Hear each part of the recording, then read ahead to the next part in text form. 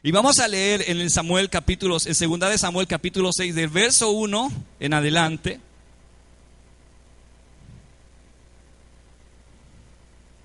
Hasta el verso 16. Del 1 al 16 vamos a leer en segunda de Samuel capítulo 6. ¿Lo tenemos ahí?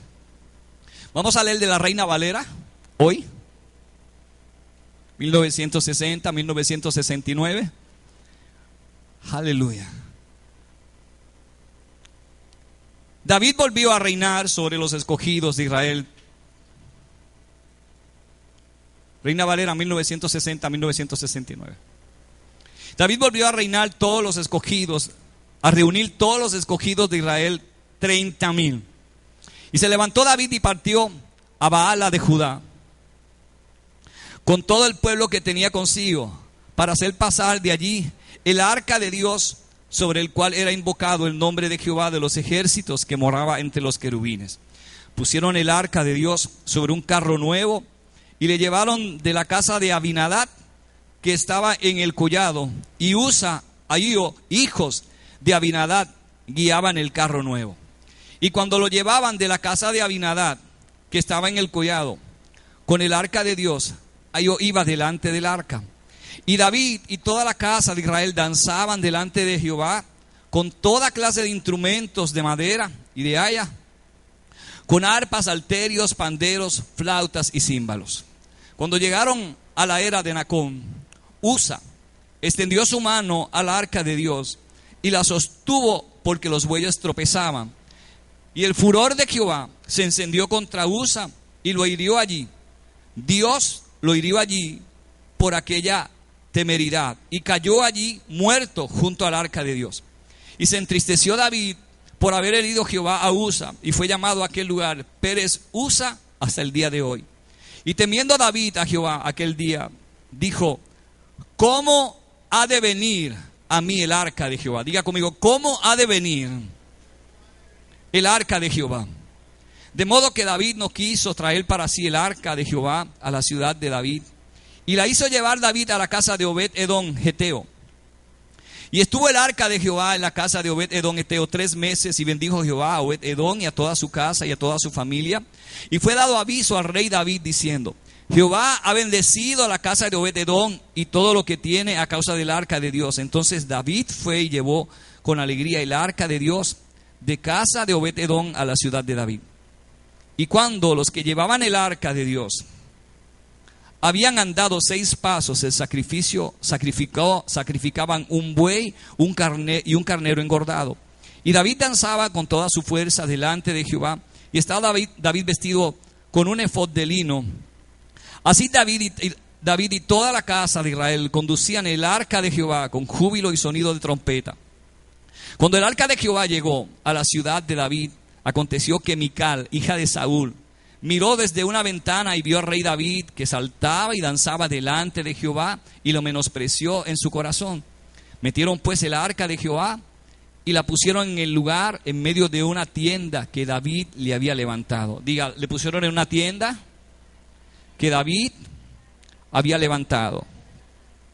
Y cuando David había acabado de ofrecer los holocaustos y ofrendas de paz, bendijo al pueblo en el nombre de Jehová de los ejércitos, y repartió a todo el pueblo y a toda la multitud de Israel, así a hombres como a mujeres, a cada uno un pan, un pedazo de carne y una torta de pasas. Y se fue todo el pueblo, cada uno a su casa.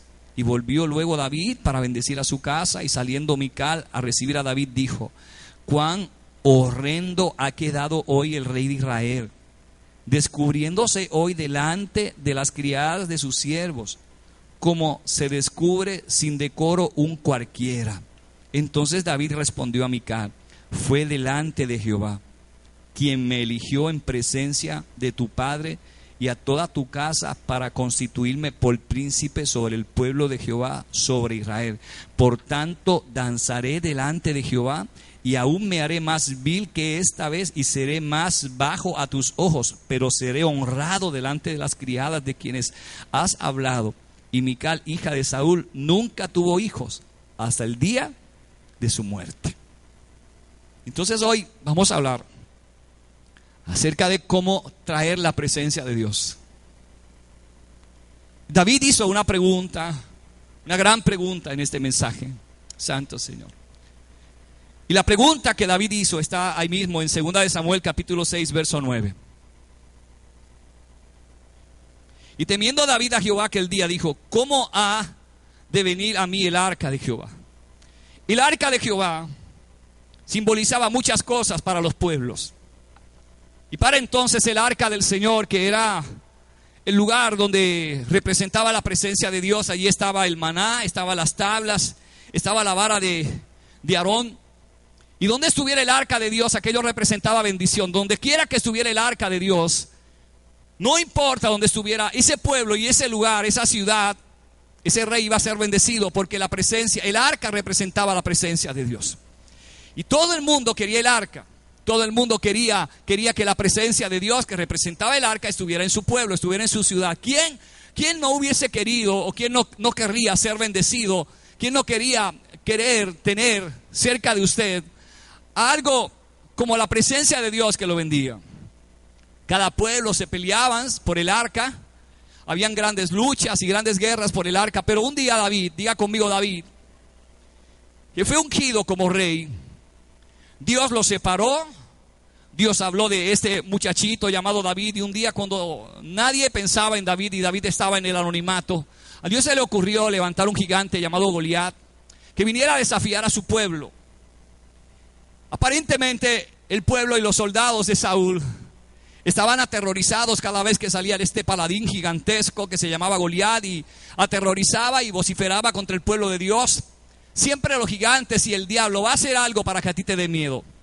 El propósito, la asignación mayor del diablo es aterrorizarte, meterte miedo. El diablo no sabe hacer otra cosa con nosotros que meternos miedo. Lo que él hace es que ruge, como dice la Biblia, como un león viejo. Porque eso es lo que hacen los leones en la selva. Y es la forma de poder tomar sus presas y cauterizar a sus presas y cazarlas. Y cuando un león ruge en la selva, ese rugido fuerte atemoriza a sus víctimas y las paraliza. Y una de las cosas que quiere hacer miedo el diablo es ponernos miedo. Él hace todo lo posible por levantar un paladín delante de nosotros y que veamos a ese paladín como un gigante. Evidentemente le llaman gigante porque eran sobrenatural a la estatura de lo que era una persona común.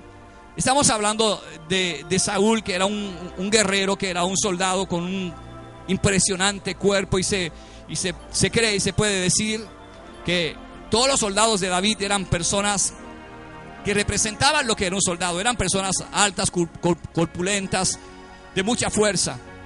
Pero este Goliat que venía a atemorizarlos.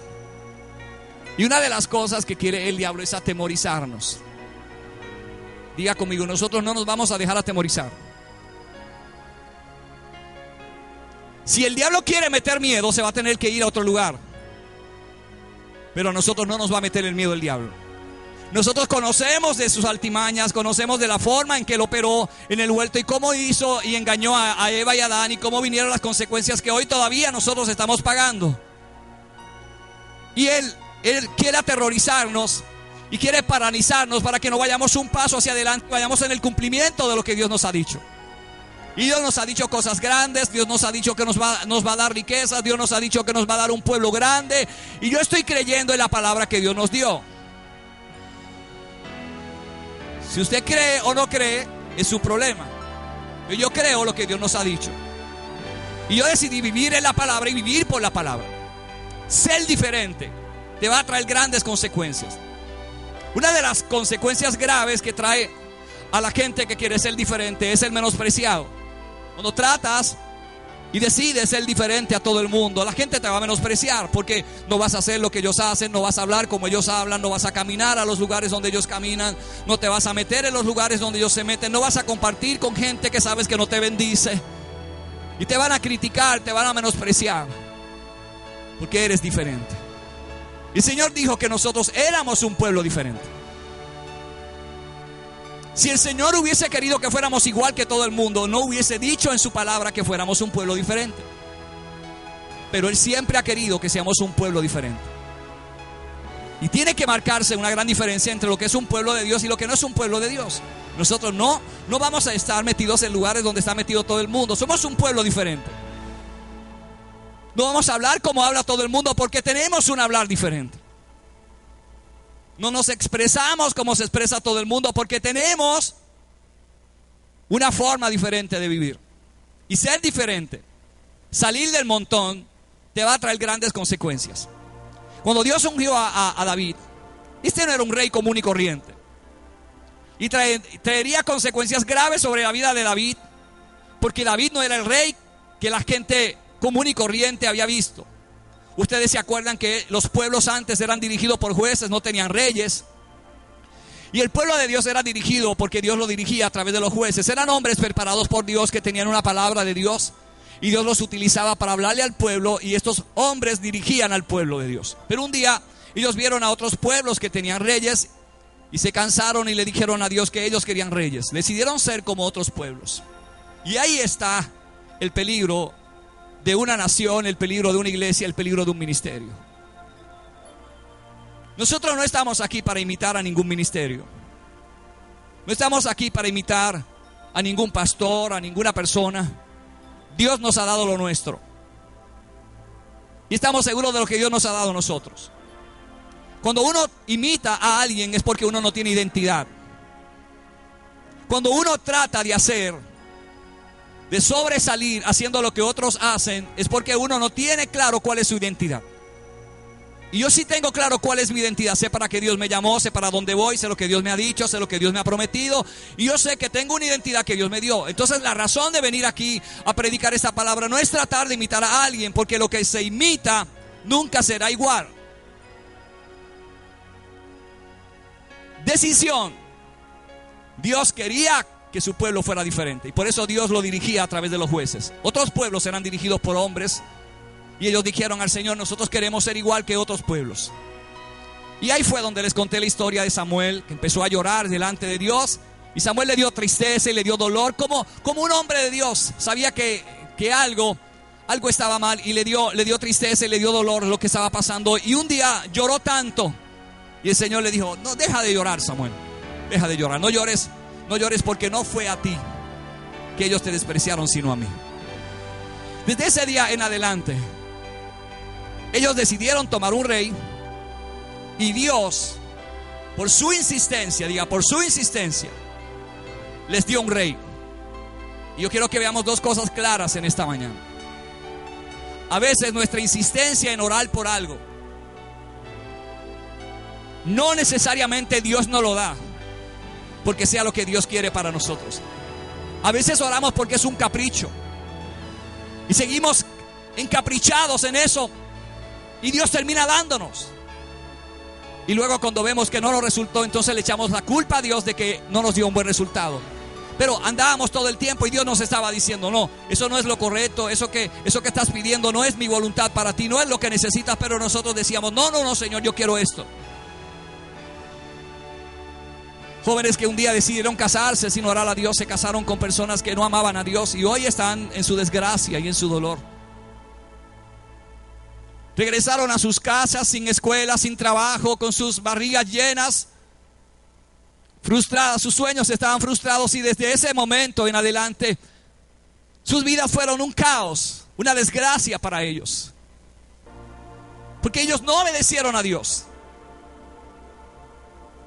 Y nuestra insistencia en un capricho, en pedirle a Dios: yo quiero eso, Señor, y eso es lo que quiero, Dios, hizo eso con este pueblo de Israel. Ellos dijeron: Señor, queremos un rey. Y Dios había dicho: bueno, ellos estaban siendo bien dirigidos por Dios, por los jueces. Eran hombres llenos de Dios. Pero ellos dijeron: queremos un rey, queremos ser igual que los demás. Ve las consecuencias. ¿Por qué ellos querían ser igual que los demás? Porque siempre nosotros tenemos una tendencia a seguir la mayoría. Si la mayoría dice que eso está bien, ¿qué hacemos nosotros? Seguimos a la mayoría. Y nos inculcaron en nuestro corazón un mal pensamiento, que era que si había más personas diciendo una cosa, nosotros teníamos que creer que eso era así. La mayoría tomó hace décadas a cristianos que solo por profesar una fe los ponían en hogueras y los quemaban vivos solo porque eran cristianos y amaban a Dios. La mayoría hizo eso. Y la mayoría de un pueblo le dijo a Dios: nosotros ya no queremos que tú nos dirijas como nos has estado dirigiendo, y ahora queremos que tú nos pongas un rey como los demás pueblos, queremos ser igual que ellos. Y Samuel empezó a llorar. Samuel quería que este pueblo él sabía que algo iba a ocurrir, algo catastrófico iba a venir. Siempre cuando un pueblo hace algo que no está de acuerdo a la voluntad de Dios, lo que va a venir sobre ese pueblo es algo catastrófico. Cuando usted está haciendo algo que está fuera de la voluntad de Dios, usted no puede prepararse para ser bendecido. Usted tiene que prepararse porque va a sufrir. Estar fuera de la cobertura de Dios y de hacer la voluntad de Dios, no nos va a venir bendición de Dios sobre nuestra vida. Y ellos dijeron: no, Señor, nosotros queremos ser como los demás pueblos, queremos un rey como ellos. Y Samuel empezó a llorar y a llorar y a llorar y a llorar y a llorar. Y lloró tanto que Dios le dijo a Samuel: ya no llores.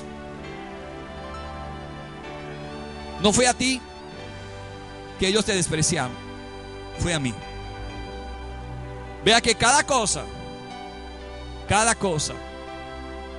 que los pueblos han hecho en persistir, en seguir su caminar, Dios se la ha contado como si la estuvieran haciendo en contra de Él mismo.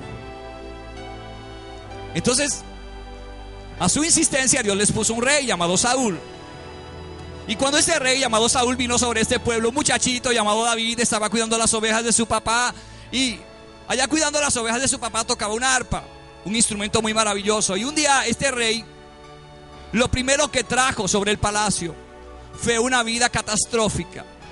¿Se pueden imaginar a alguien dirigiendo lleno de demonios?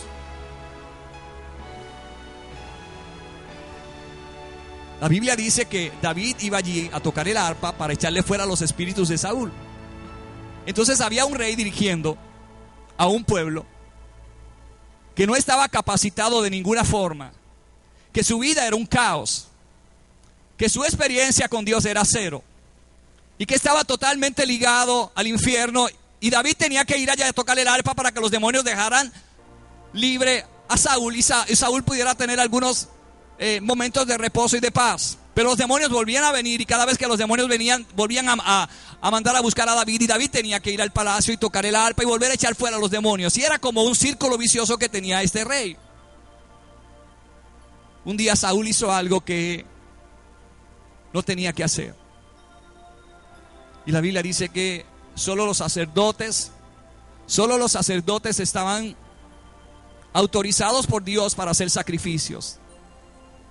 Las vestimentas que tenían los sacerdotes, nadie más se las podía poner. Toda esa vestimenta que los sacerdotes usaban, nadie se las podía poner. Solamente ellos las podían poner. Y eran los únicos que Dios había autorizado a ofrecer sacrificios, porque eran como representantes de Dios en la tierra para el pueblo. Por eso esa palabra de sacerdote que usted escucha no es una palabra mala. Un sacerdote es un dirigente, alguien escogido por Dios para dirigir al pueblo. No es una palabra mala. Si usted está dirigiendo su casa, usted es un sacerdote porque es una cabeza dirigiendo a alguien. Estos sacerdotes estaban solo autorizados por Dios para hacer los sacrificios. Y un día la Biblia dice que el sacerdote se tardó en venir a hacer el sacrificio, y Saúl, que no era sacerdote, tomó el lugar del sacerdote y él mismo hizo el sacrificio. Ese día que Saúl hizo eso, el Señor dijo que había hecho algo loco. Locamente has hecho, dijo Dios. Y ese día Dios lo marcó, y desde ese día en adelante Dios lo desechó. Alguna gente ha dicho: Dios es malo, pastor, porque Dios lo desechó, y eso significa que Saúl se iba a perder irremediablemente. Déjeme explicarle algo. Cuando la Biblia dice que Dios lo desechó, Dios no estaba diciendo que Saúl estaba condenado. Dios lo desechó como rey. Dios le dijo: hasta aquí llegó tu reinado, ya no te quiero sobre Israel. Vean que primero el pueblo lo pidió. Ahora Dios decide, porque el que siempre debe decidir es Dios. Cuando somos nosotros los que tomamos la palabra, Cuando somos nosotros los que ponemos la palabra y somos nosotros los que damos el primer paso y no le permitimos a Dios hablarnos, no le permitimos a Dios darnos instrucciones, no le permitimos a Dios revelarnos su voluntad, no le permitimos a Dios conducirnos, no le permitimos a Dios llevarnos al desierto y sacarnos, no le permitimos a Dios entrar al lugar del sacrificio y salir de ahí, y somos nosotros los que tomamos decisiones en vez de Dios, siempre van a venir consecuencias. Dios decidió y dijo: hasta aquí llegó tu reinado. Y desde ese día en adelante Saúl empezó a llorar y consultó a Samuel, pero Dios le había dado una palabra a Samuel y Dios le había dicho que ya Saúl no iba a ser rey sobre Israel. Entonces había un muchachito cuidando ovejas que se llamaba David. David, de toda su familia, era el único que la gente no conocía. Todos los hermanos de David eran guerreros, eran soldados que estaban sirviendo a Saúl. Pero David era solo un muchachito, el más pequeño de la casa, y David estaba en un campo, allá en el anonimato donde nadie iba, y cuidaba las ovejas de su papá.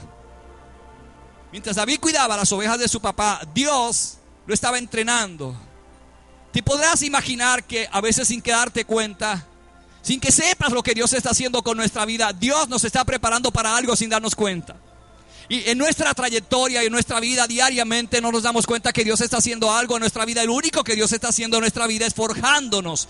Está poniendo algo en nuestra vida cada día, porque Dios tiene un llamado, Dios tiene algo para nosotros, y todos los días Dios está añadiendo algo a nuestra vida para ese llamado. Y Dios va poniendo algo, una piedrita y otra piedrita hoy, algo mañana, y Dios va elaborando en esa vasija algo, porque Dios está preparando esa vasija para algo grande.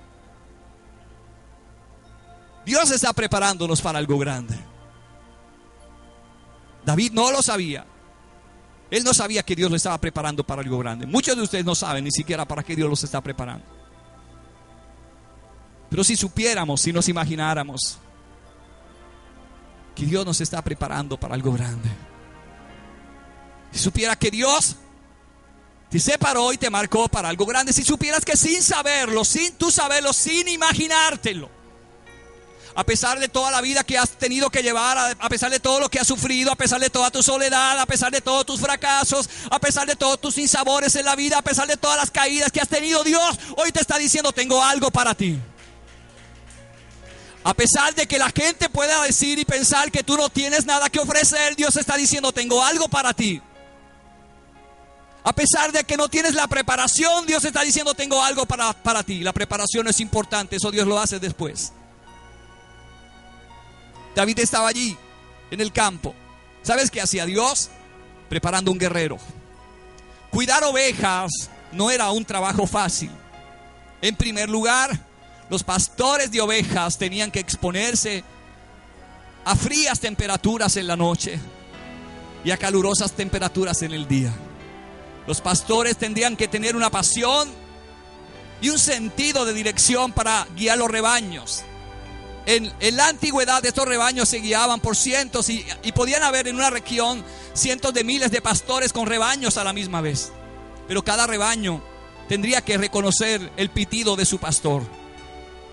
Y un día fui a estudiar a ver cómo cientos de miles de ovejas podían escuchar a un pastor en la Palestina. Si habían 2,000, 3,000 o 4,000 ovejas en el mismo lugar, y cada uno de esas 4,000 ovejas era un rebaño que tenía un pastor, como cuando los pastores las llamaban, solo salían las de él.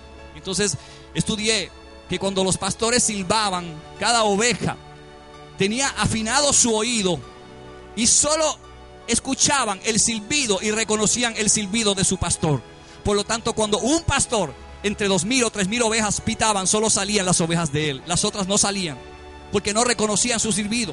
El Señor dijo: mis ovejas oirán mi voz y me seguirán. Dios dio un principio: las ovejas siguen al pastor, no el pastor a las ovejas. No hay un aplauso para eso, pero es así. El principio de Dios no es que yo siga las ovejas. El principio de Dios es que las ovejas sigan al pastor. Por eso el pastor tiene que estar bien. Por eso la cabeza tiene que estar bien. Si la cabeza está confundida, si la cabeza está mal, si la cabeza no tiene unción, si la cabeza no tiene presencia de Dios, si la cabeza no está en la presencia de Dios, no va a poder conducir bien. Usted no se montaría con un borracho. Bueno, yo no sé si usted lo haría. Usted no se montaría con alguien que no sabe guiar. Lo primero que una persona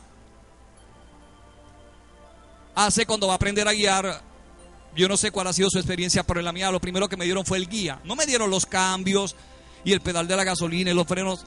Solamente yo quería todo. Y mi cuñado me decía, pero ¿cómo te voy a dar todo si tú ni siquiera sabes sacar el cloche, no sabes el acelerador? Coge el guía primero. Tienes que acostumbrarte primero a controlar y a mantenerlo en el carril. Y yo recuerdo el primer día, era una 250 en un campo de Jayuya. Y el guía daba para acá y él me lo echaba para acá. Y yo veía eso tan fácil cuando yo lo veía a él. Y ahora me di cuenta que no era tan fácil. Solo mantener ese carro en un carril no era fácil. ¿Por qué tú tendrías que tener el control en tus manos para mantenerlo ahí, sin dejarlo ir para un lado y para el otro? Fue un proceso. Es un proceso. Y Dios hace eso con nosotros. Si Dios va a poner algo en nuestra vida y si Dios nos va a hacer algo grande para Él, Dios va a ver que la gente que nos vaya a ayudar a llegar a ese lugar esté bien. Por eso el Señor dijo, mis ovejas oyen mi voz y me siguen. Ese es el principio de Dios, que las ovejas sigan al pastor. Entonces, cuando este pueblo se desbocó con Saúl, porque era una cabeza que estaba mal, hicieron todo lo malo delante de Dios, David estaba cuidando las ovejas. Algo que los pastores tendrían que hacer en la Palestina era que antes de llevar el rebaño a pastarlo a otro lugar, el pastor tendría un cayado, que es el bastón largo que tiene una vuelta, pero también tenían una vara que al final tenía una punta bien afilada. El cayado largo era porque cuando las ovejas se iban por algún despeñadero, y les voy a decir por qué las ovejas se iban por los despeñaderos y qué le causaba irse por ahí. El cayado tenía una curva que le ayudaba al pastor a tomar esa oveja por su cuerpo sin hacerle daño y volverla a traer y ponerla otra vez en el redil. La vara en la punta era porque el pastor, antes de salir con el rebaño de ese lugar donde lo estaba pastando, iba adelante, iba mirando el camino por donde iba a pasar su rebaño, porque había muchos escorpiones y los escorpiones eran sumamente peligrosos y mataban las ovejas. Entonces la punta que estaba en la vara era para matar los escorpiones que estaban en el camino, y el pastor iba primero a donde los iba a pastar, porque habían unas hierbas que eran venenosas y esas hierbas tenían que ser arrancadas antes de poner el rebaño. O sea, pastorear un rebaño de ovejas no era algo tan fácil como la gente se cree. Y luego de hacer toda esa tarea, entonces él venía cuando sabía que el camino estaba seguro. Por eso, ovejas, escuchen esto. Las consecuencias de a veces creernos que sabemos todo pueden ser nefastas para nosotros cuando no dejamos que nos dirijan. Si una de esas ovejas salía al frente, tenía un 99% de posibilidades de que muriera en el camino, porque los escorpiones la iban a morder. Otra de las cosas que le pasaban a las ovejas es que venían unas moscas, unas especies de moscas, y entraban por las narices de las ovejas, y cuando entraban por las narices de las ovejas llegaban a su cerebro y las ovejas se volvían locas y salían corriendo, y por eso las ovejas se iban por despeñaderos. El pastor tendría que venir y poner un aceite especial. Por eso la Biblia dice, unges mi cabeza con aceite. Y ponía un aceite sobre la cabeza de la oveja, y ese aceite lo que hacía era que alejaba todos estos insectos que eran peligrosísimos, y las moscas no se acercaban a las ovejas cuando las ovejas estaban empapadas de ese aceite. El pastor sabe cómo conducir al rebaño, sabe qué tipo de comida necesita el rebaño, sabe a dónde llevarlo y sabe los peligros que hay en el camino. Si Dios no preparara primero a un pastor para hacer eso, Dios no lo llamaría a pastorear. Si Dios primero no llamara a alguien y le enseñara a hacer ese tipo de cosas, Dios no mandaría a alguien a hacer algo que no está preparado para hacer. ¿Alguien aquí alguna vez ha ido al ejército, a la milicia o algo así? ¿Tú crees que alguien te va a mandar a la milicia y de la noche a la mañana te envían al ejército y en 3 días te tienen un fusil en la mano y te dicen, ve por ahí, hay una guerra, vete para la guerra, y no sabes usar el fusil, no sabes ni siquiera cómo cargarlo, no sabes cómo dispararlo? Primero te preparan, te dicen cómo enseñarlo, cómo desmontarlo, cómo limpiarlo. David estaba ahí cuidando las ovejas de su papá. En muchas noches frías, mientras sus hermanos estaban en tiendas, arropados con tordos, con sábanas, David estaba frío, cuidando las ovejas de su papá. Y David era tan cuidadoso con las ovejas de su papá que no permitía que ningún animal se las comiera. Uno de los peligros que tenían los pastores era encontrarse con leones y osos. Eran dos animales que les gustaban las ovejas. Les gustaba la carne de oveja, a los osos y a los lobos. ¿Y cuántos osos y lobos hay devorando ovejas hoy? Dígale que sea lo suyo. Tenga cuidado con los osos y los lobos. Los osos tienen una particularidad que nos puede costar la vida. Ay, son tan lindos los osos. Usted ve un oso y usted lo ve tan lindo y usted dice, qué lindo es ese oso. Solo meta la mano a donde está el oso y usted va a dar cuenta que se va a quedar sin un brazo. Pero esos osos lindos son los osos que están esperándonos para devorarnos. Aquello que parece bonito, aquello que es tan atractivo, es lo que el diablo tiene para hacernos perder. Y aquello que parece bonito es lo que el diablo está preparando para ti, para mí, para robarnos la bendición de Dios. Cuidado con los osos, porque ellos te van a devorar, te van a matar y te van a robar la bendición que Dios tiene para ti. Y los lobos, que tienen un pelaje hermoso, unos ojos espectaculares, pero son peligrosísimos. Les gusta la carne, diga, les gusta la carne. Por eso la Biblia dice que no sigamos pues las obras de la carne y que alimentemos el espíritu. La carne va a querer carne, el espíritu se alimenta del espíritu. Pero cuando vienen estos osos y estos lobos a los rebaños, ese pastor que estaba ahí cuidando ese rebaño tendría que luchar contra ellos y no permitirle a ellos que se llevaran ni una sola oveja. Por eso cuando Saúl le puso las vestimentas a David, David le dijo a Saúl, yo he peleado con osos y con leones y no he dejado que ni uno de mis ovejas se lleven ellos. David había peleado con osos y con leones. Ahora, ¿qué hacía Dios haciendo que David peleara con osos y con leones? Dios estaba preparándolo para algo mayor. ¿Tú crees que Dios nos va a poner a reinar si primero Dios no nos ha tenido preparándonos en algo? Antes de que venga lo mucho, Dios te va a poner en lo poco. Nunca Dios nos va a poner en lo mucho. La fidelidad no se demuestra en lo mucho, la fidelidad se demuestra en lo poco. Dios no nos empieza a bendecir cuando tenemos mucho. De hecho, los que hoy tienen mucho fue porque un día tuvieron poco y Dios los bendijo teniendo poco porque fueron fieles en lo poco.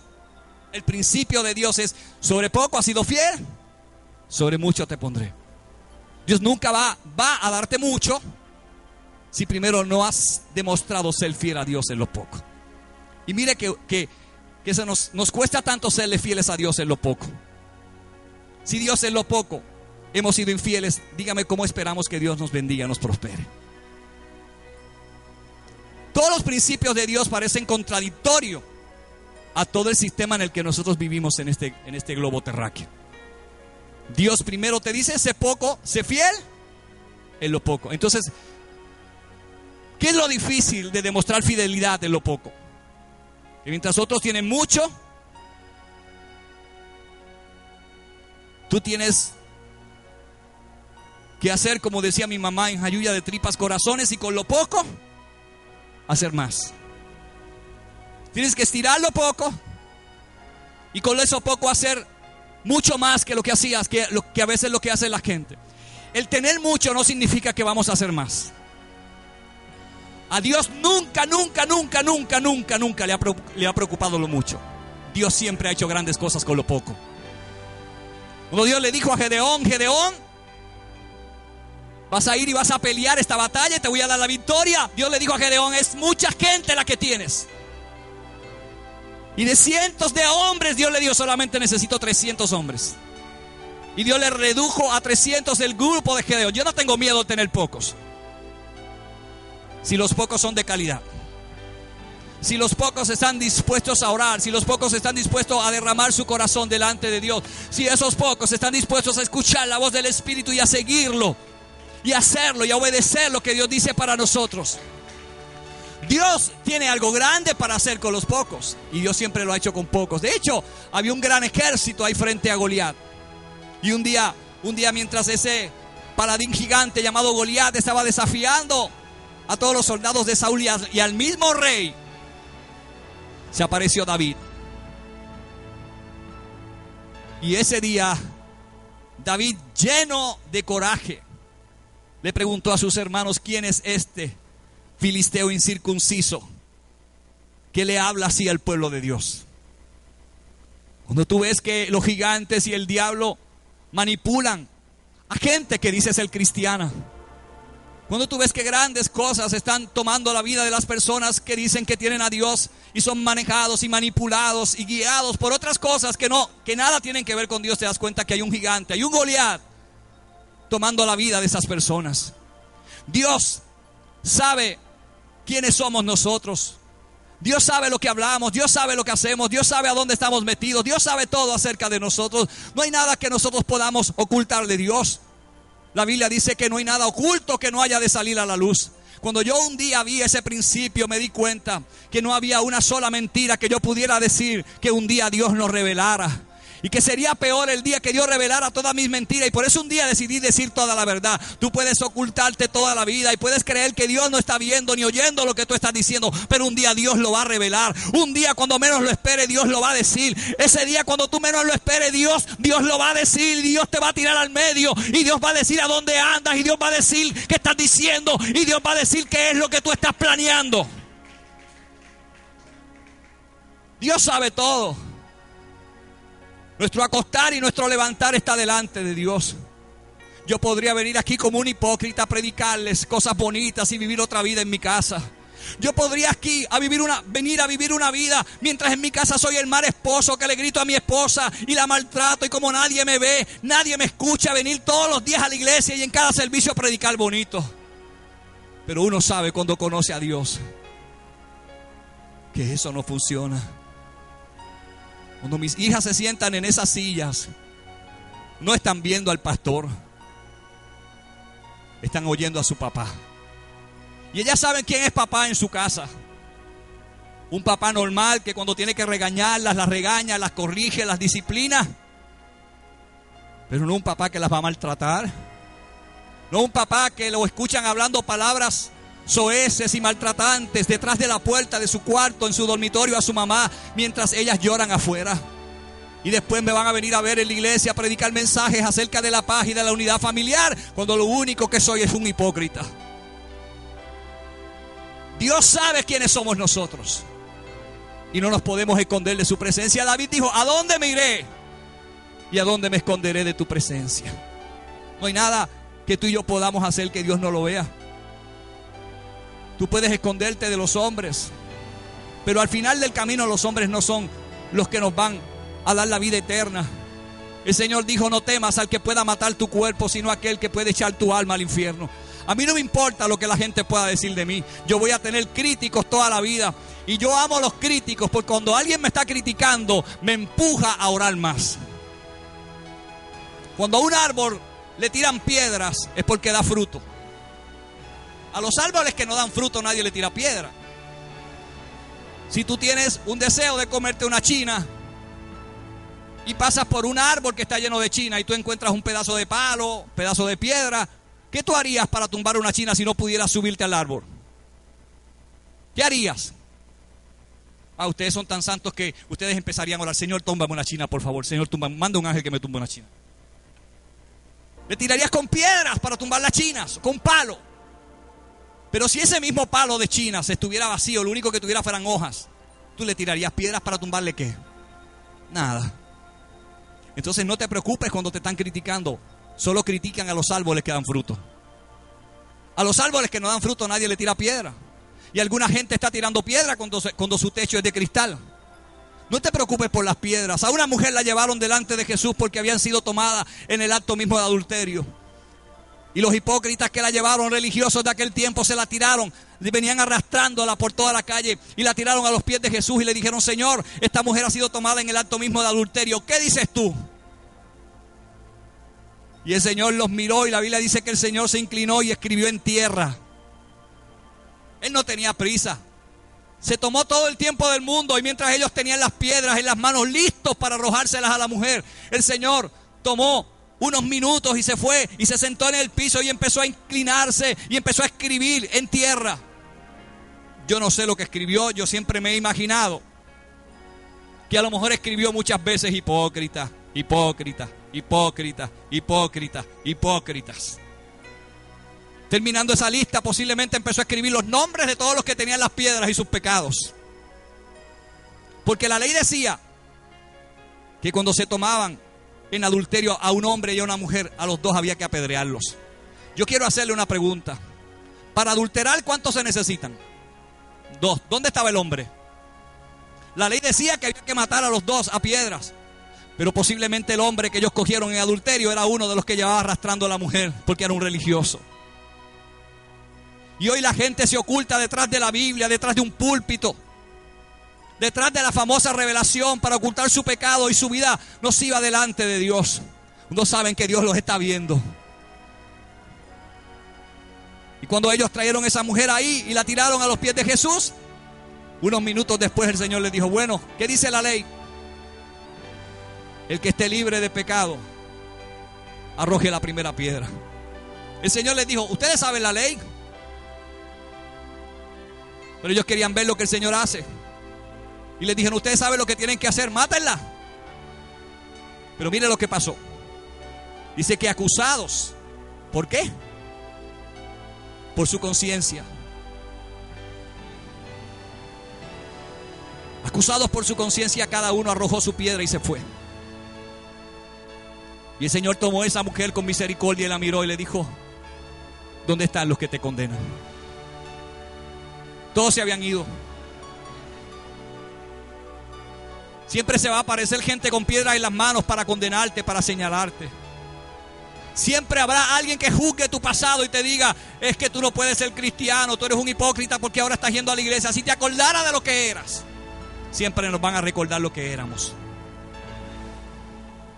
¿Tú crees que a la gente le importa lo que somos ahora? Siempre la gente va a hablarte de lo que tú eras. Te va a hablar de tu falta, te va a hablar de lo que hiciste, te va a hablar de tus errores, de aquello que un día hiciste malo, pero nunca te van a reconocer que ahora eres un hombre de bien, que ahora eres una mujer de bien, que ahora eres un joven que está buscando la presencia de Dios, que ahora te encaminaste, que ahora tienes otra forma de ver la vida, que ahora quieres ver a Dios, que ahora quieres la santidad de Dios. Nunca la gente va a ver eso. Vamos a tener gente que nos va a acusar, que nos va a señalar, que va a tener piedras para señalarnos, pero siempre vamos a terminar a los pies de Jesús.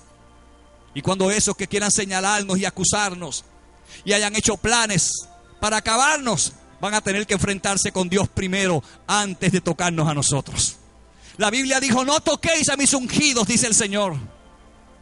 Y antes de que toquen a un ungido de Dios, la gente va a tener que pasar por encima de Dios. Y si hay alguien grande en esta tierra, o en la iglesia, o en algún lugar, que pueda pasar por encima de Dios antes de tocar a alguien que Dios ha ungido, prepárese. Porque si usted puede pasar por encima de Dios, entonces usted es más grande que Dios. Pero si usted sabe y reconoce que usted no es esa persona tan grande, en vez de juzgar, entonces levante. En vez de juzgar, perdone. En vez de juzgar, sane. En vez de atropellar, levante. En vez de juzgar y hablar de las personas, conviértase en un sanador de alguien.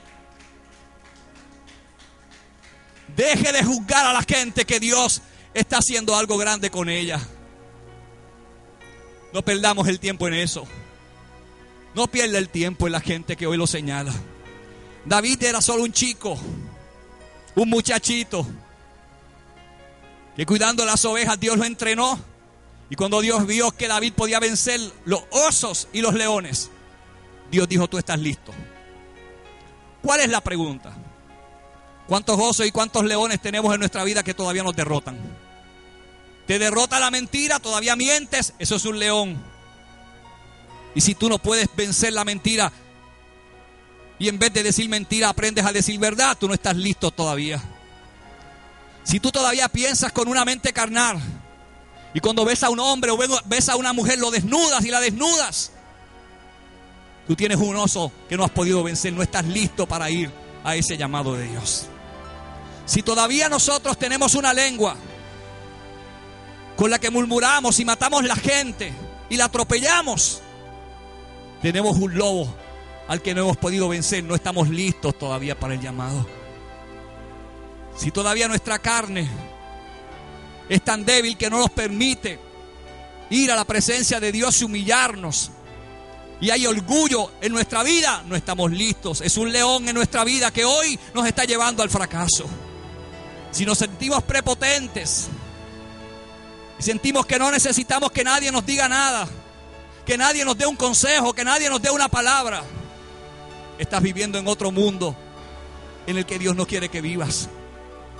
Hombres como nosotros que nos paramos aquí a ministrar, necesitamos ir a buscar el consejo de Dios. Yo no estaría aquí en esta mañana si no oráramos, si no usáramos esas madrugadas, esos días en los que Dios nos levanta a orar, si no viniéramos aquí a hacer retiros con la iglesia vacía, a buscar la presencia de Dios, la pastor y yo, no estaríamos aquí. Pero nosotros entendimos que una de las cosas importantes, básicas, para agarrar las promesas de Dios, era humillarnos. Buscar su presencia, de día y de noche, a cada momento que tuviéramos la oportunidad, buscar su presencia. Y somos personas ocupadas como todas las personas. Tenemos un trabajo, tenemos 3 nenas, un matrimonio que atender, una clientela que atender y una iglesia que pastorear. Pero el tiempo de Dios es sagrado para nosotros. No comprometimos ese tiempo con nadie. Sabemos cómo dedicarle tiempo a Dios, porque eso es lo que nos mantiene de pie a nosotros. Dios nos llamó a servirle. Y servir no significa darle a Dios lo peor, significa darle a Dios lo mejor. Servir no significa darle a Dios las obras, significa darle a Dios las primicias. Lo primero siempre debe ser para Dios. ¿Cómo mostramos agradecimiento a Dios? En nuestro servicio. Lo primero que decimos cuando alguien ha hecho un gesto de gratitud con nosotros, ¿cuál es la primera palabra que decimos? Decimos gracias. Cuando tú ves que tú haces algo y no lo haces esperando que nadie te dé las gracias, pero es lo menos que una persona educada puede decir. Gracias. Cuando alguien no sabe dar gracias, le espera lo peor de la vida. La gente no se le acerca a las personas así. A las personas ingratas no reciben nada. Pero las personas que tienen esa gratitud, que tienen esa gracia de Dios en ellos, Dios le abre los cielos. Si hay gente que le está pidiendo a Dios algo grande y Dios les está diciendo esta mañana, estoy a punto de dártelo. Solo que hay unos osos y unos leones que tienes que vencer. Pero en la medida que puedas vencer esos leones y esos osos, Dios te va dando victoria sobre cada uno de ellos. Pero esos osos y esos leones tú no los vas a poder vencer si no los vences con ayuno y con oración. Palabra, ayuno y oración. Esa es la inyección eficaz. Es el antídoto para matar los osos y los leones que hoy están matando nuestra vida espiritual. Dale oración y dale ayuno y dale palabra a esa carne y tú vas a ver cómo esos espíritus del infierno salen corriendo así. Dale palabra y dale ayuno y dale oración a eso para que tú veas cómo tu vida va a prosperar y va a ser bendecida. Si en vez de hablar lo que no tenemos que hablar, empleáramos el tiempo orando, ¿cómo seríamos nosotros de cristianos delante de Dios? Un día Dios le dijo a David, le dijo Dios, sal de este rebaño. Yo no sé si hay alguien aquí que sabe que Dios está a punto de sacarlo. Dios está a punto de sacarte de tu crisis. Dios está a punto de sacarte de tu dolor. Dios está a punto de sacarte de tu pena, de ese fracaso en el que has vivido toda la vida. Dios está a punto hoy de elevarte a otro nivel. Dios está a punto hoy de mostrarte los cielos abiertos para ti. Hoy es tu día.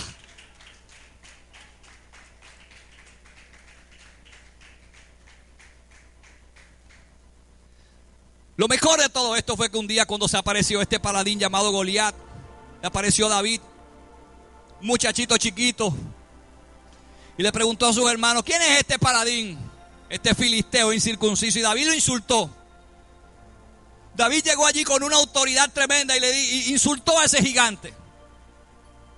Porque al diablo no se le puede tener miedo. Al diablo no se le puede tener miedo. Dile que está lo tuyo, no le tengas miedo. Él está derrotado. Y le dijeron, no.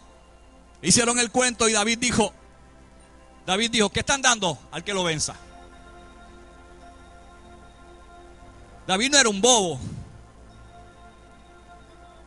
Y le dijeron, bueno, el rey le está dando la hija al que lo venza. Y David dijo, pues esto es pan conmigo, esa hija es mía.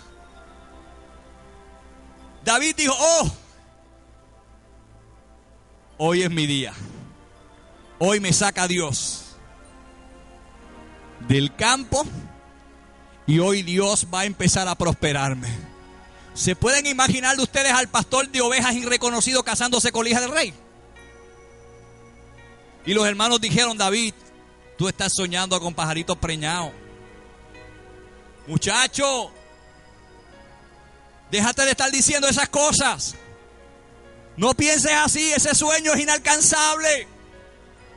Y David dijo: yo voy a pelear contra él. ¿Qué es lo que hay que hacer? Y llamaron al rey y le dijeron: mira, hay un muchachito ahí que se llama David, que quiere pelear con el gigante. Y Saúl lo mandó a buscar. Y cuando vieron a David, que él es más pequeño de todos, yo estoy seguro que la gente se rió. Porque la gente carnal no puede ver lo que Dios tiene. La gente se van a reír de ti. La gente se van a burlar de ti. La gente te van a menospreciar. Pero Dios te va a marcar delante de ellos. Dios te va a recompensar delante de ellos. Dios va a ponerte una mesa. Dios va a ponerte una mesa delante de ellos. Y Dios te va a servir la mesa. Un día la criada, la que guardaba, la que cuidaba a Mefiboset, la Biblia dice que lo dejó caer. Y Mefiboset fue lisiado de sus piernas. Y Mefiboset estaba viviendo bajo una promesa que había hecho David. Y David había dicho que cualquiera de la casa de Jonatán que quedara, él lo iba a bendecir. Y cuando ya David era rey, preguntó si había quedado alguien de esa casa. Y le dijeron: queda un lisiado, un paralítico, pero está por allá lejos. Nadie quiere saber de él. Y un día el rey dijo: tráigame a ese paralítico. Y cuando fueron donde ellos fueron a buscarlo, y lo encontraron tirado,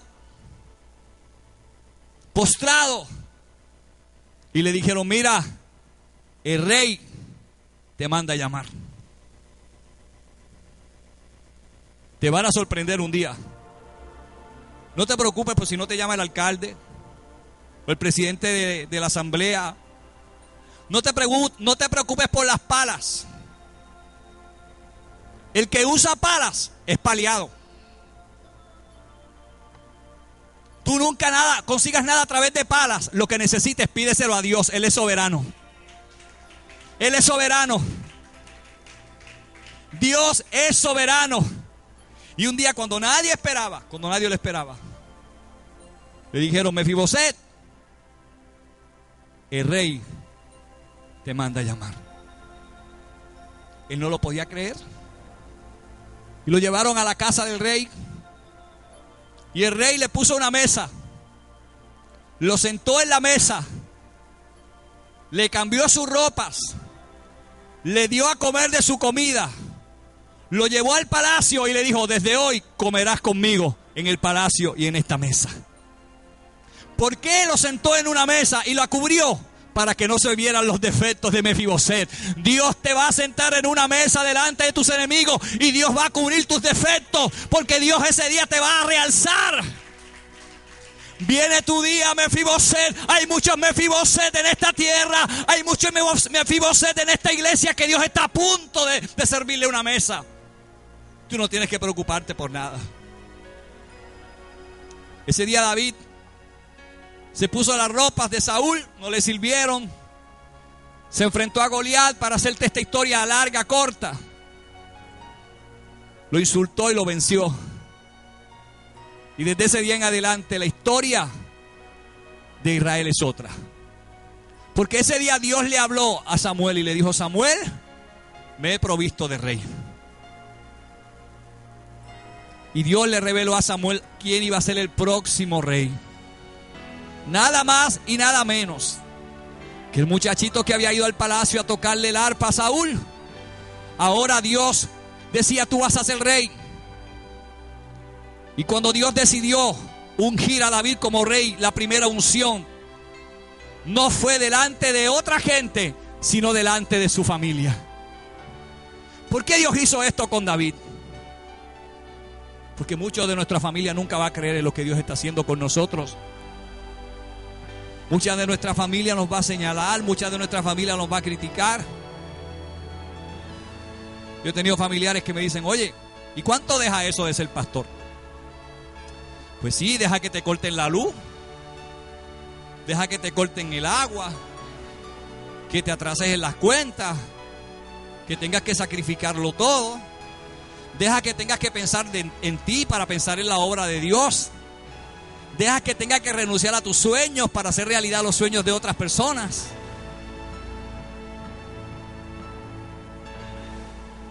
Esto será un negocio para quienes lo convierten en un negocio, pero no para aquellos serios que aman el llamado y que son ungidos por Dios.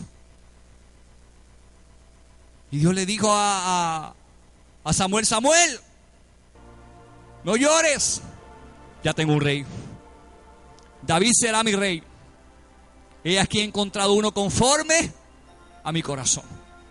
Y Dios conformó a David como rey, se lo reveló, lo ungieron delante de su familia. Pero un día cuando ya David era rey, David se dio cuenta que había algo en Israel que hacía falta, que no estaba. Y me imagino que David sabía toda la historia del arca. Si pudiéramos buscar una imagen del arca. David sabía toda la historia del arca, lo que eso representaba. Y cuando vio que Israel tenía ausencia de presencia de Dios y que él no podía ir a pastorear un pueblo si no estaba Dios presente, David empezó a hacer arreglos para traer la presencia de Dios. Una de las preguntas que David se hizo, la pregunta más importante que David se hizo en toda su trayectoria, está ahí en 2 de Samuel capítulo 6, verso 9. Y terminando David, y temiendo David a Jehová, aquel día dijo, ¿cómo ha de venir a mí el arca de Jehová? El arca de Jehová representaba su presencia, representaba el pacto, y el que tuviera el arca tenía la presencia de Dios. El que tuviera el arca tenía el favor de Dios en ese lugar. Y toda la gente quería tener el arca. En el arca estaba la vara de Aarón que había florecido, la única vara de Aarón que había florecido. Estaban las tablas de los 10 mandamientos y había maná del que Dios le había dado. ¿Por qué era importante tener el arca? Porque eso era lo único que representaba la presencia de Dios. Había sobre el arca unos querubines, uno frente al otro, y en medio de los querubines había una pequeña llama de fuego. La gente ha visto esto 50,000 veces. Y vendrán 50,000 veces a la iglesia y 50,000 veces irán vacíos. Y estarán toda la vida en la iglesia y toda la vida seguirán siendo una experiencia con el Espíritu Santo. Venir a la iglesia no nos garantiza que vamos a ser salvos. Usted no venga a la iglesia como un abanico pedestal a mirar a quién Dios le habla. Concéntrese en lo que Dios le está hablando a usted. ¿Ustedes saben cuáles son los abanicos pedestales? Los cristianos pedestal. ¿Cuáles son? ¿Ah? Los cristianos pedestal son los que están todo el tiempo.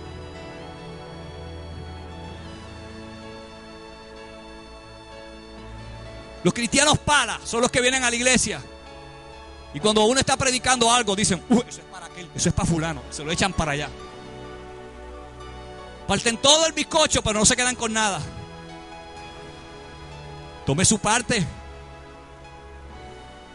Tome su parte, tome la parte que Dios le está hablando. Dios no está jugando con nosotros, casa de restauración. Este es un tiempo para decidirnos. La gente que venga para acá a obedecer a Dios va a tener que venir a servir a Dios o se quede en su casa, pero usted decida venir a servir a Dios, decida venir a honrarlo, decida venir no a perder el tiempo, decida venir a buscar su presencia. Decida. Esto era el arca. Y aquí había una llamita que apenas se veía, que representaba la presencia de Dios. Esa arca, que se ha hablado de mucho simbolismo y con razón, estaba hecha de una madera de acacia, y la madera de acacia simbolizaba la humanidad de nuestro Señor. La incrustación de oro, el oro que tenía esa caja, denotaba la deidad. Los 10 mandamientos representaban el Pentateuco. Y en el interior que describían a Jesús como la ley de Dios en su corazón. Y que viviríamos bajo esa obediencia perfecta. Y la vara de Aarón que floreció, profetizada, obviamente hablaba de la resurrección. Ese maná hablaba de la provisión, hablaba de la palabra de Dios. Había cosas en esa arca importante como la vara de Aarón. Si estuviéramos esa arca en el tiempo de hoy, estaría en un museo. Y la gente quería ver el arca por la vara de Aarón, y ver la vara de Aarón ahí florecida dentro de esa arca. Eso tendría que ser impresionante. Ver todavía parte del maná que Dios había dado en la historia, hacía años que estaba ahí dentro. Las tablas de los 10 mandamientos estaban ahí en un museo. Eso sería una pieza importantísima que llenaría un museo todos los días. Pero David no quería el arca ni por la tabla de los 10 mandamientos, ni por la vara de Aarón, ni por el maná, ni por el oro, ni por los querubines. David quería el arca porque David quería la presencia de Dios. Y David se dio cuenta que como rey tendría que volver a traer la presencia de Dios sobre Israel. Cuando un líder puede percibir que una de las cosas que hace falta es volver a la senda antigua. Volver a la senda antigua no significa tener en las iglesias los pisos como los tenía en las iglesias hace 100 años atrás, que eran de tierra, y cambiar estas luces por mechas y faroles. Volver a la senda antigua no significa volvernos a vestir como nos vestíamos antes.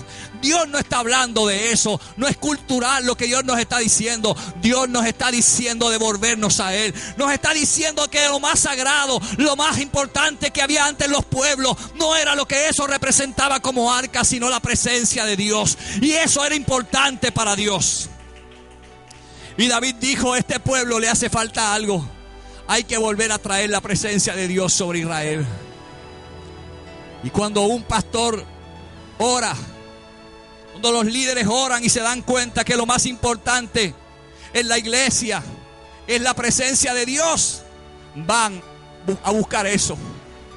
Y si tenemos que orar por 20 años y suspender los servicios por 20 años y orar, los vamos a suspender por 20 años y vamos a orar hasta que la presencia de Dios se apodere de nosotros y Dios nos diga ya.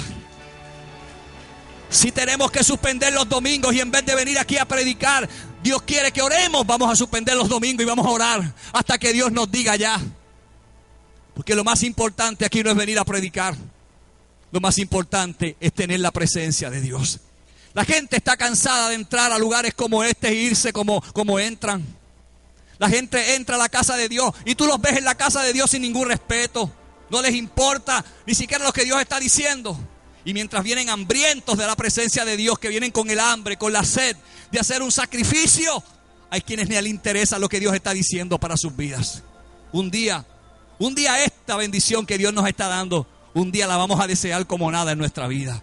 Un día vamos a llorar y le vamos a rogar a Dios por un minuto de los que hemos perdido cuando hemos venido a la casa de Dios y sin respeto hemos tratado al Espíritu Santo como si Él fuera un cualquiera.